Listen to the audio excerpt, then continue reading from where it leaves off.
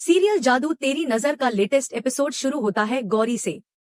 गौरी का दिल किसी तूफान से कम नहीं धड़क रहा था। हवाओं में जैसे बेचैनी थी, हर ओर एक डर की लहर दौड़ रही थी।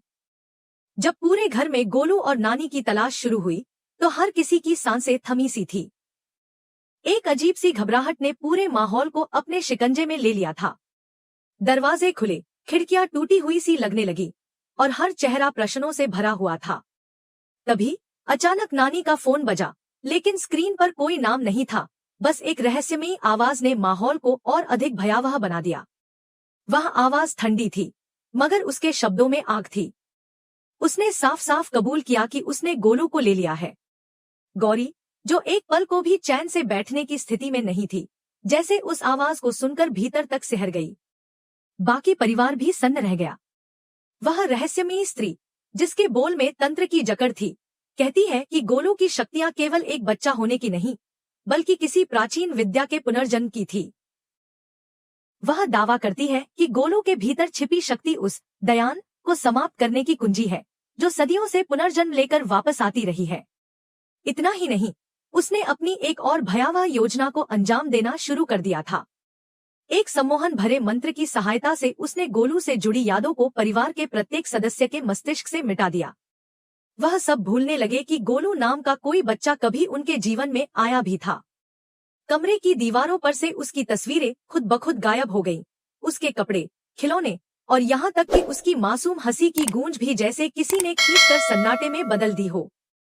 पर नानी, जो असल में अब एक इंसान नहीं, बल्कि एक उच्च कोटि की तांत्रिक आत्मा बन चुकी थी, अपनी असली रूप में प्रकट हो चुकी थी। वह अब भैरव और लक्ष्य के सामने खड़ी थी। उसने उन्हें बताया कि गोलू केवल एक बालक नहीं है, बल्कि एक शक्ति का स्रोत है, जो पुनः जन्मा है किसी अधूरे कर्म को पूरा करने के लिए। नानी ने अपनी नियत को साफ किया।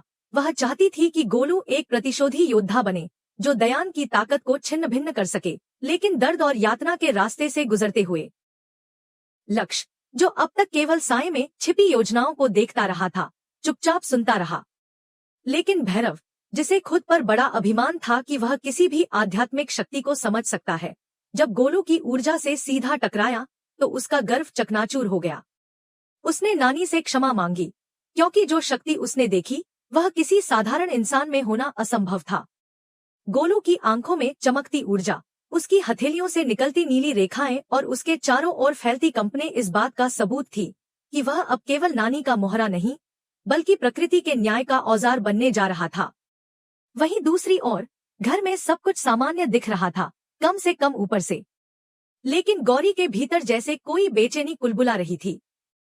उसे बार बार कोई दृश्य परेशान कर रहे थे, जिसमें एक छोटा बच्चा उसकी ओर देख रहा था, मुस्कुरा रहा था, फिर अचानक धुंध बनकर गायब हो जाता था।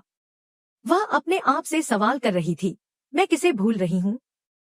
कौन है यह चेहरा जो मेरी यादों में है, पर जुबान पर नाम नहीं आता? उसकी आत्मा जानती थी कि कोई बहुत जरूरी चीज उससे छिन गई है, पर वह उस रिक्तता को परिभाषित नहीं कर पा रही थी।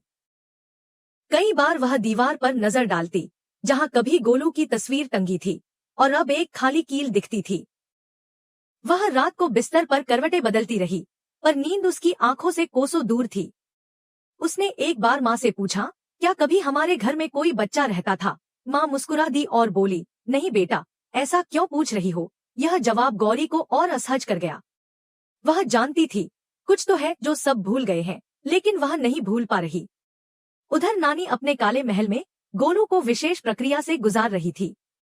उसे पत्थरों के बीच लिटाकर प्राचीन संस्कृतियों की छवियां दिखा रही थी। उसे बता रही थी कि उसका जन्म एक उद्देश्य के साथ हुआ है।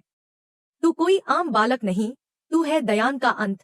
तेरा नाम भले गोलू हो, पर तेरी आत्मा वो है जिसने कभी राक्षसों को हराया था। गोलू, जो अभी तक एक मासूम बच्चे जैसा दिख रहा था, अब उसकी आंखों में धीमे धीमे बदलाव आ रहा था। वह मंत्रों को समझने लगा, संकेतों को पकड़ने लगा और उसके स्पर्श से पत्थर गर्म होने लगे। अब कहानी उस मोड़ पर पहुंच चुकी थी जहां यादें मिटा दी गई थी, सच्चाई अधूरी थी और एक ऐसा युद्ध शुरू होने वाला था जिसमें जीत के लिए मासूमियत को छोड़कर शक्ति को अपनाना जरूरी होगा। गोलू का भविष्य अब केवल एक बच्चा होने में नहीं था, बल्कि एक ऐसा योद्धा बनने में था जो आने वाली दयान की रात को हमेशा के लिए समाप्त कर सके। और उधर गौरी के दिल में जो खालीपन था, वह धीरे धीरे किसी अनकहे नाम को पुकारने लगा। शायद वह नाम गोलू था। बेटी और सुनहरी को जैसे ही होश आता है, उनके सामने का दृश्य उन्हें सन्न कर देता है। वे खुद को एक अजीब सी, ठंडी और भयानक जगह में पाते हैं, एक गुफा जो रिवावंशी कुल की पौराणिक मान्यताओं से जुड़ी थी। सामने बंधा हुआ गोलू पड़ा था, जिसकी आंखें बंद थी, लेकिन चेहरा अब भी किसी दिव्यता का संकेत दे रहा था।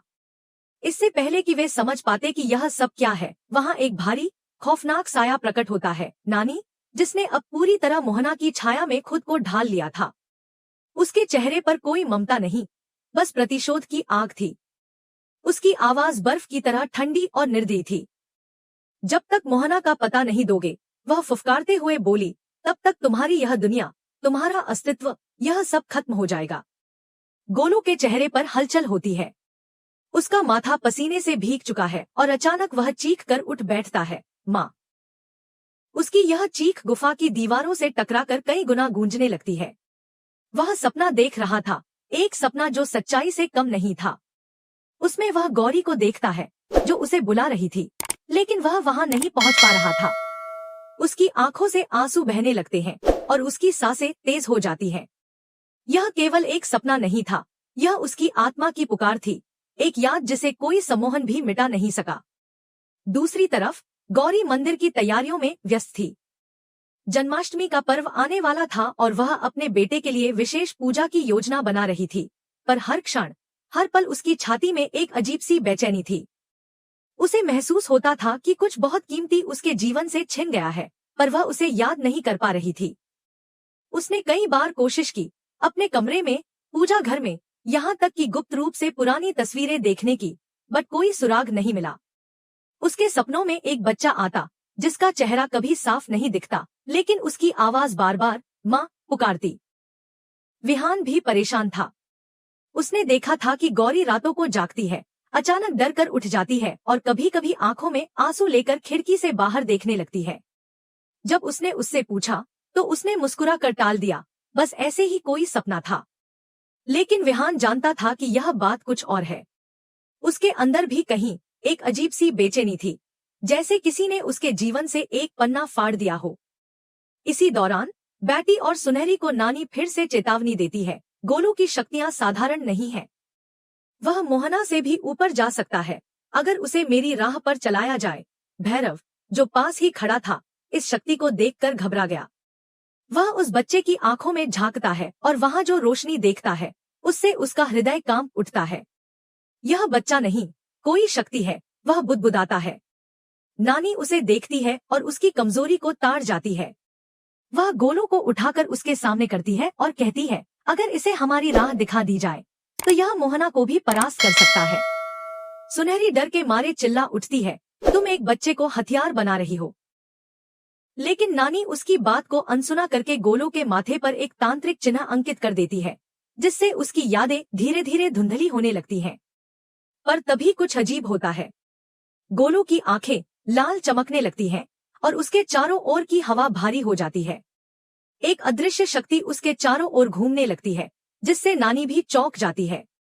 उस रात जब गौरी पूजा के बाद अकेले बैठी होती है, तो अचानक उसके सामने एक बच्चा खड़ा दिखाई देता है, सपने की तरह। उसका चेहरा अब साफ दिखाई दे रहा था, गोलू। वह हक्का बक्का होकर उसे देखने लगती है, लेकिन जैसे ही वह उसकी ओर बढ़ती है, दृश्य गायब हो जाता है। गौरी रोते हुए खुद से सवाल करती है, कौन है वो बच्चा? क्यों हर बार मेरी आंखों के सामने आता है? उसका हृदय रोता है, लेकिन दिमाग में अब भी अंधेरा छाया हुआ है। इस अजीब उलझन के बीच जन्माष्टमी की तैयारियां अपने चरम पर हैं, पर इस पर्व की रोशनी के बीच अंधकार गहराता जा रहा है। नानी की योजना साफ है, गोलू को मोहना के खिलाफ सबसे बड़ा अस्त्र बनाना। और वह जानती है, अगर यह बच्चा जाग गया, तो न सिर्फ मोहना, बल्कि पूरी रिवावंशी परंपरा हिल जाएगी। अब सवाल सिर्फ इतना है कि क्या गोलू की शक्ति उसे बचा पाएगी, या फिर उसकी यही शक्ति उन सबके विनाश का कारण बन जाएगी? एक माँ की पुकार, एक बच्चे की चीख और एक शक्ति का उदय, ये सब मिलकर एक ऐसी कहानी का आरंभ कर चुके हैं, जो मोहना, गौरी और गोलू के भाग्य को हमेशा के लिए बदल देगी।